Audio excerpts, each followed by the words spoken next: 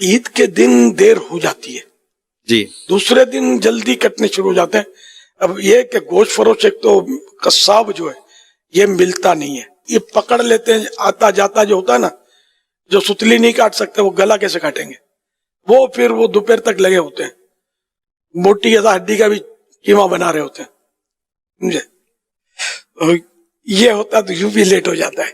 ماہر جو ہو اس کی خدمات لی جائے, پہلے سے ان کی بکنگ بھی ممکن ہے, لیکن یہ بھی الٹا لٹکاتے ہیں, سیدھا نہیں.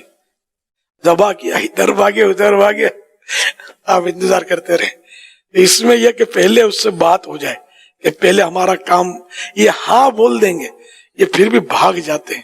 یہ تو ایک سال اس کو ٹرائی کیا اس کو ٹرائی کیا, کبھی تو کوئی تو اچھا آدمی ہوگا کہ نہیں معاشرے میں جو آپ کا کام کر کے دوسری جگہ جائے گا.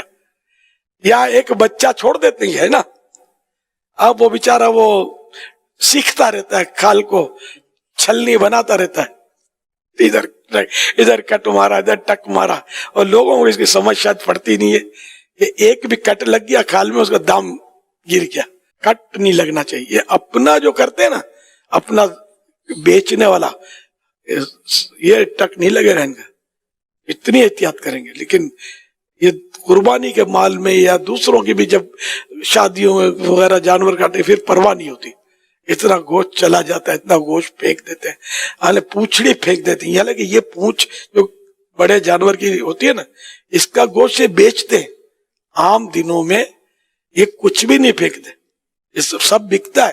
جو گوشت ہے اس کو پھینکنا تو مجھے تو بالکل اسراف ہی نظر آ رہا ہے کہ یہ تو گوشت ہے, یہ تو وزن سے دیتے ہیں. اسی طرح یہ پوری سری پھینک دی جاتی ہے, یا سری میں صرف زبان کاٹ کے دے دیتے ہیں.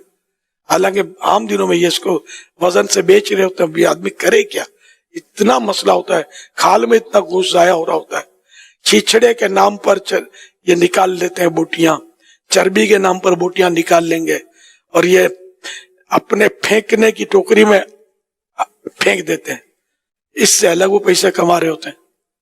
یہ ماہر یہ زیادہ کرتے ہیں, ان کو ساری ترکیبیں معلوم ہوتی ہے. جو اناڑی ہوتا ہے نا, جو بھی کھانا خراب کرنا ہے نا, وہ سارے کا ہی کرنا ہے, سمجھے.